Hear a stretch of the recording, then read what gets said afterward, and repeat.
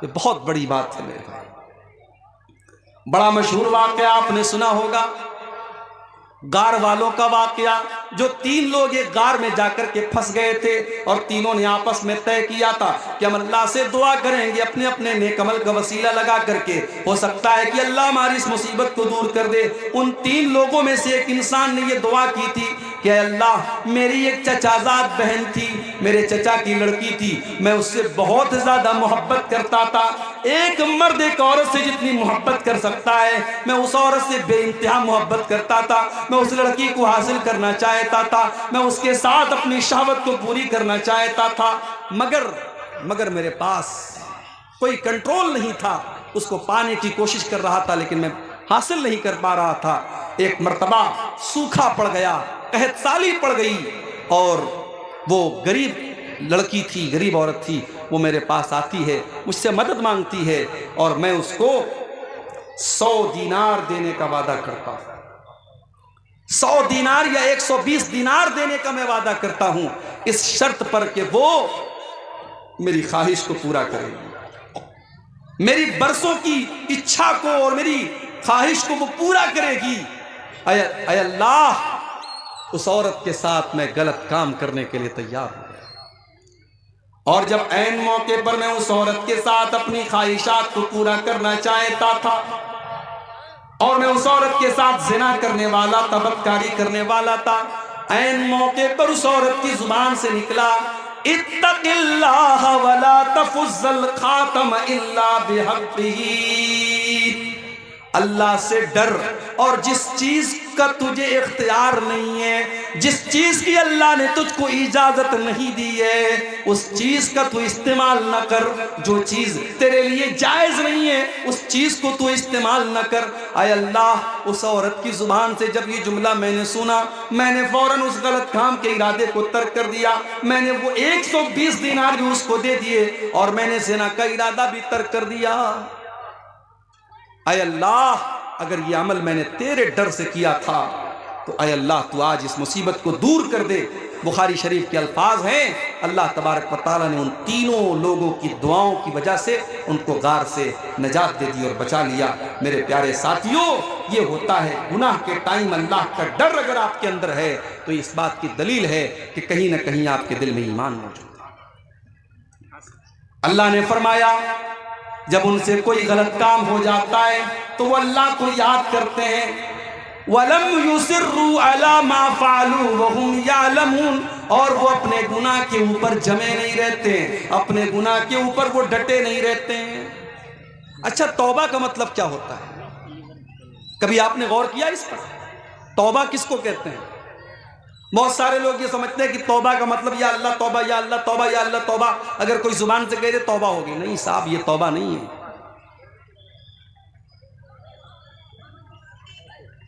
Dream 11 खेलना कैसा है और अगर जीत गए तो उसका इस्तेमाल कहां किया जाए? ड्रीम 11 और इस तरीके के जितने ऑनलाइन खेल हैं, ये सब जुआ है, जुआ।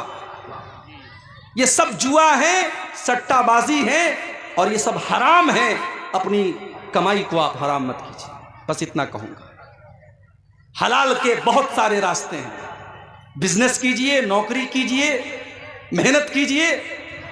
हलाल का 100 रुपया कमाइए, वो हराम के 1000 रुपये से बेहतर है। ये ड्रीम 11 वगैरह के ड्रीम के चक्कर में मत पड़िए। ये सब जुआ खिलाया जा रहा है नौजवानों को, ऑनलाइन जुआ खिलाया जा रहा है। पहले ऑफलाइन होता था, अब ऑनलाइन जुआ खिलाया जा रहा है। तो अल्लाह की बारगाह में गुनाह करने के बाद जो मुत्तकी लोग होते हैं वो गुनाह के ऊपर डटे नहीं रहते हैं, इसरार नहीं करते हैं, वो अपने गुनाह का इकरार करते हैं, अल्लाह की बारगाह में माफी मांग लेते हैं। मेरे प्यारे नौजवान साथी, आज कितने नौजवान हैं वो गलत काम कर रहे हैं मगर उनको ये एहसास नहीं है, उनको ये एहसास नहीं है कि हम गलत काम कर रहे हैं। तौबा करने का ख्याल भी उनके दिल में नहीं आता है। आओ मैं तुमको बताऊं कि तौबा किसको कहते हैं। तौबा 4 चीजों का नाम है। कभी गाड़ी चलाई आपने, कार चलाई है? कार आप जब चलाते हैं तो कार को जब पलटाते हैं, आप जब यू टर्न लेते हैं तो यू टर्न लेने का नाम है तौबा। तौबा का मतलब होता है यू टर्न लेना, तौबा का मतलब होता है पलट के आ जाना। इसका मतलब यह हुआ कि जब एक इंसान ने गलत काम किया तो वो सीधे रास्ते से भटक गया था, और जब उसने तौबा किया तो उसने यू टर्न ले लिया, उस सही रास्ते पर वापस लौट के चला। आजकल बड़ा एक मुद्दा गरमाया हुआ है।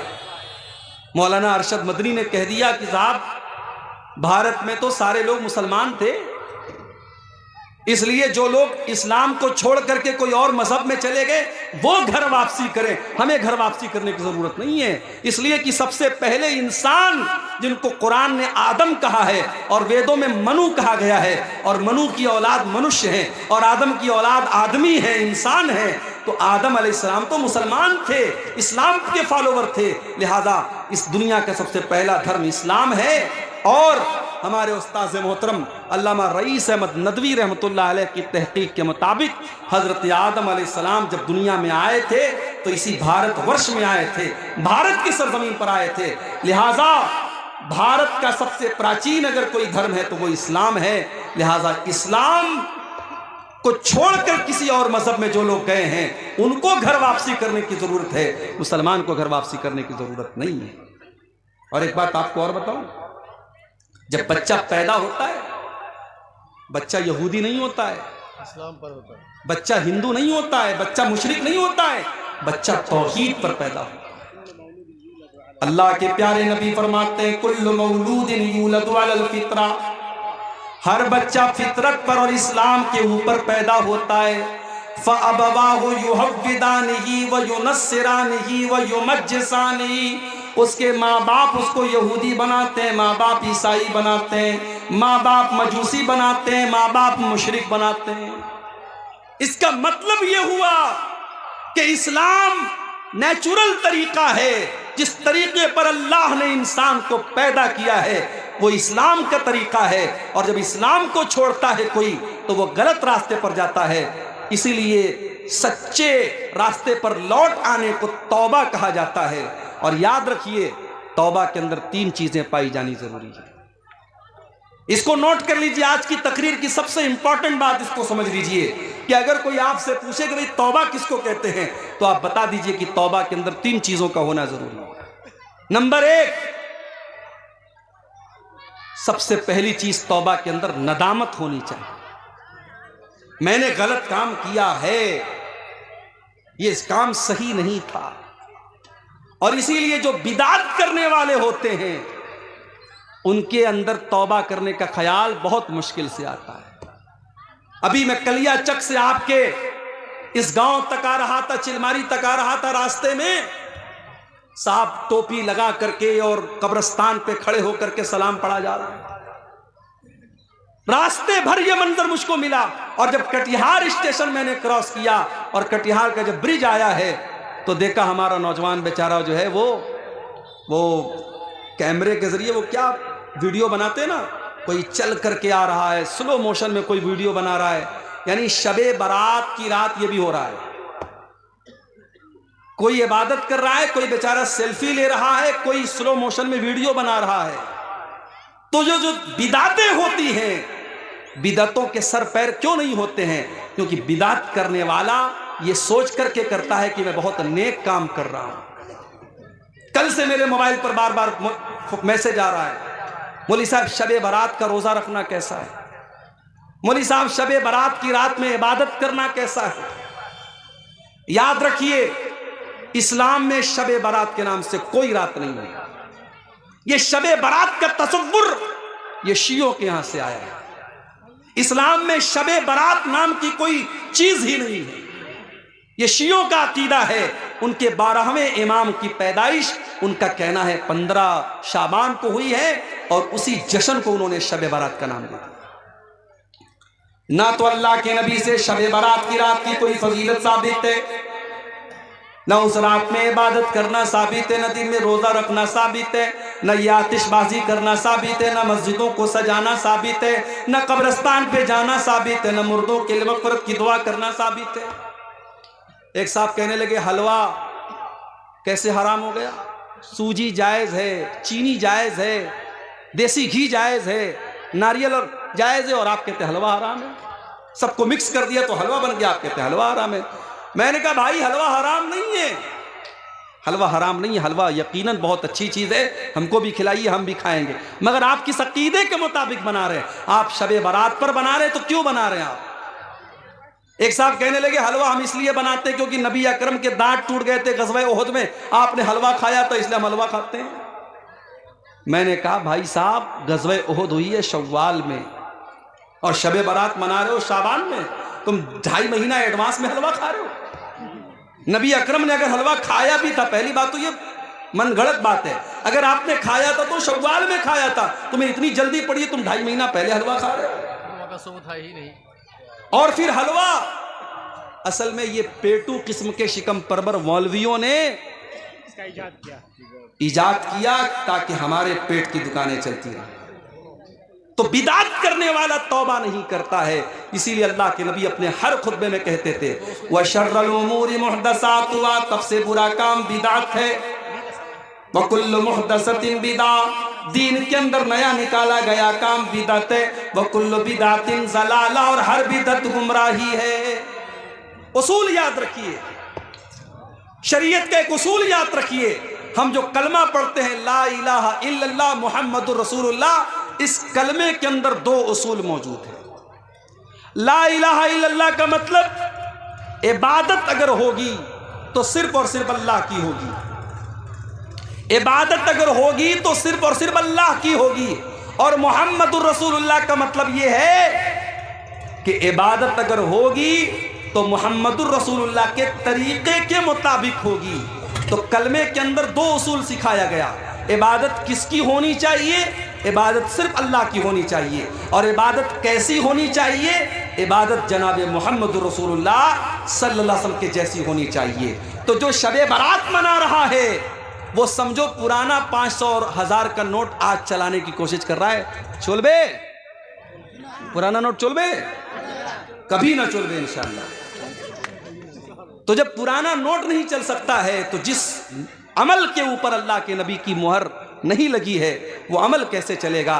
रात भर आप इबादत कर लीजिए, जो इबादत नबी ने नहीं की, जो सहाबा ने नहीं की, जो कुरान और सुन्नत से साबित नहीं है, वो इबादत नहीं हो सकती मेरे प्यारे साथी। चाहे कितना ही एक शख्स है जो कि 5 टाइम नमाज पढ़ता है लेकिन उनकी माँ उससे नाराज है, क्या उस शख्स की नमाज कबूल होगी? कुरान और हदीस की रोशनी में बताइए। देखिए माँ का दर्जा यकीनन बहुत ऊंचा है, माँ का दर्जा बहुत ऊंचा है, माँ को नाराज नहीं करना चाहिए। मगर कभी कभी ऐसा भी होता है कि माँ गलत बात पे नाराज होती है। हजरत साद बिन नबी वक्कास रजी अल्लाह तआला अन्हु की माँ नाराज हो गई, उन्होंने इस्लाम कबूल कर लिया, माँ नाराज हो गई। माँ ने यहां तक कह दिया मैं खाना नहीं खाऊंगी जब तक तू इस्लाम को नहीं छोड़ेगा। उन्होंने कहा माँ मुझे तुझसे बहुत मोहब्बत है मगर मैं इस्लाम नहीं छोड़ सकता तेरे। माँ ने खाना पीना बंद कर दिया। हजरत साद बिन नबी वक्कास रजी अल्लाह तआला अन्हु ने बहुत समझाया, माँ तैयार नहीं हुई, बुढ़िया थी, उम्र हो चुकी थी, थोड़ा सा टाइम गुजरा, बिस्तर पड़ गई। अब बिस्तर पड़ गई, अब खानदान के लोग आ रहे हैं, उनकी माँ की हालचाल पूछ रहे हैं, और जब पता चलता है कि बेटे के इस्लाम कबूल करने की वजह से इन्होंने खाना पानी बंद कर दिया है तो लोग इनको बुरा भला भी कह के जा रहे हैं कि देखो इसकी वजह से इसकी माँ बीमार पड़ी है। हालत ये हो गई, हजरत साद की माँ आखिरी सांसें लेने लगी, आखिरी सांसें लेने लगी, इंतकाल का टाइम आ गया। हजरत साद ने अपनी माँ से कहा कि अम्मी जान, लऊ कानत लकी मियतु नफ्सिन, अगर अल्लाह ताला तुझे 100 जिंदगियां दे दे, तेरे अंदर 100 जान पैदा हो जाए और एक एक जान तेरी निकलती चली जाए और तुम मुझसे कह दे कि मैं इस्लाम को छोड़ दूं, तो ऐ मेरी माँ मैं तेरी जिंदगी को बचाने के लिए इस्लाम को छोड़ने वाला नहीं। माँ समझ गई कि मेरा बेटा मानने वाला नहीं है। माँ ने आखिर में खाना खाया, पानी पिया, और बाद में माँ को भी अल्लाह ने हिदायत दी और बाद में माँ ने भी इस्लाम किया। तो माँ नाराज है, अगर सही बात को लेकर के नाराज है तब तो बेटा गुनहगार होगा, लेकिन माँ बिला वजह नाराज है, नाहक नाराज है, बेमतलब की बात पे नाराज है, जिसका कोई सर पैर नहीं है, तो बेटा गुनहगार नहीं होगा। बेटे को चाहिए, अगर मां नाराज है, गलत बात पर भी नाराज है, बेटा मां को मनाने की कोशिश करे। लेकिन ऐसा कोई सबूत नहीं है कि मां नाराज है तो बेटे की नमाज कबूल नहीं होगी। एक बड़ा मशहूर वाकया है हजरत अलकमा का वाकया कि उनकी मां उनसे नाराज हो रही थी, तो उनके साथ बड़ा बुरा मसला हो रहा था। उनकी मौत का टाइम आया तो अल्लाह के नबी ने पूछा कि क्या मामला है। पता लगा उनकी माँ उनसे नाराज़ है। जब तक माँ ने माफ़ नहीं कर दिया तब तक उनकी रूह परवाज़ नहीं हुई और उनको चैन नहीं मिला। बहुत मशहूर वाक़या है, मगर वो मनगढ़ंत वाक़या है, मौजू रिवायत है, सही हदीस से साबित नहीं है। लिहाजा इस बात की कोई दलील नहीं है कि माँ अगर नाराज़ है तो बच्चे की दुआ, बेटे की दुआ जो है वो कबूल। सूरह लुक़मान में भी इस सिलसिले में आया था। जी। तो अगर माँ गलत बात पर नाराज है तो पहली बात तो उससे कोई मतलब नहीं है। अगर सही बात पर भी नाराज है तो बेटे को मनाने की कोशिश करनी चाहिए, उसकी वजह से उसकी इबादत पर कोई फर्क नहीं पड़ेगा। तो तौबा की पहली कंडीशन यह है कि आपको एहसास हो कि हाँ मैंने गलत काम किया है। तौबा की दूसरी कंडीशन, आप इस बात का पक्का इरादा करें कि आइंदा आप उस गलत काम को नहीं करेंगे। शराब पीने वाला तौबा कर रहा है शाम को, आय अल्लाह आज के बाद में कभी शराब नहीं पीऊंगा, सुबह को फिर शराब पीने लगता है। आइंदा उस गुनाह को पक्का इरादा करे कि मैं नहीं करूंगा, तब तो उसकी तौबा कबूल होगी, वरना तौबा का कोई मतलब नहीं है। और तौबा की तीसरी शर्त कि जिस गुनाह से वो तौबा कर रहा है उस गुनाह को फौरन छोड़ दे, तब उसकी तौबा कबूल हो। अभी आज एक साहब मुझसे मिले, पता लगा वो नमाज नहीं पढ़ते, गवर्नमेंट नौकरी करते, गवर्नमेंट टीचर हैं, नमाज नहीं पढ़ते। मैंने कहा साहब क्यों नमाज नहीं पढ़ते आप? बोले मौलवी साहब दुआ कीजिए। मैंने कहा नमाज दुआ पढ़ने से आप नहीं पढ़े